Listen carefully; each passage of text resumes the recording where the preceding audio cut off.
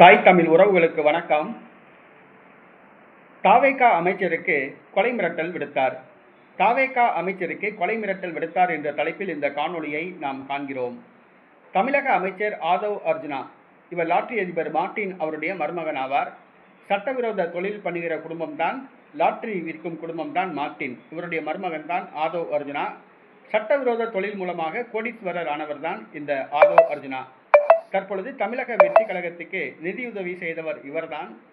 தமிழக வெற்றி கழகம் ஆட்சி அமைத்தவுடன் ஆதவ் அர்ஜுனா அமைச்சராக உள்ளார். ஆதவ் அர்ஜுனாவுக்கு கொலை மிரட்டல் விடுத்துள்ளார் திமுக முன்னாள் அமைச்சர் அனிதா ராதாகிருஷ்ணன். நமது தலைவரையும் இளம் தலைவரையும் சீண்டி பார்க்கிறார் ஆதவ் அர்ஜுனா.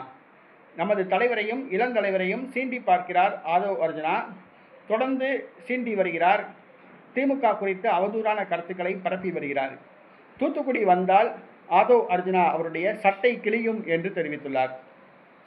தூத்துக்குடி வந்தால் ஆதவ் அர்ஜுனா சட்டை கிழியும் நிலையை திமுக தொண்டர்கள் ஏற்படுத்த வேண்டும் என திமுக தொண்டர்களுக்கு உசுப்பேத்தியுள்ளார். மேலும் ஆதவ் அர்ஜுனா தனது பதவியை ராஜினாமா செய்துவிட்டு திருச்செந்தூரில் என்னை எதிர்த்து போட்டியிட்டு வெற்றி பெற தயாரா என சவால் விடுத்துள்ளார்.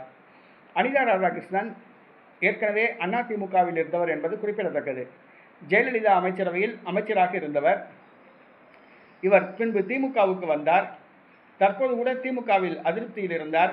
தனது பதவியை ராஜினாமா செய்துவிட்டு அதிமுகவில் இணையக்கூடிய ஒரு சூழ்நிலையில் தான் இருந்தார். தற்பொழுது அமைச்சர் பதவி கொடுத்ததால் அமைதியாக இருந்தார். இவருக்கு போட்டியாக இருந்த கீதா ஜீவன் தோற்று போனார். ஆகவே தூத்துக்குடி மாவட்டத்தில் அனிதா ராதாகிருஷ்ணன் கை ஓங்கியுள்ளது. தற்பொழுது திமுக தலைவரிடம் தனது விசுவாசத்தை நெருக்கத்தை அதிகரிக்கும் விதமாக ஆதவ் அர்ஜுனாவுக்கு கொலை மிரட்டல் விடுத்துள்ளார் திமுக முன்னாள் அமைச்சர் அனிதா ராதாகிருஷ்ணன்.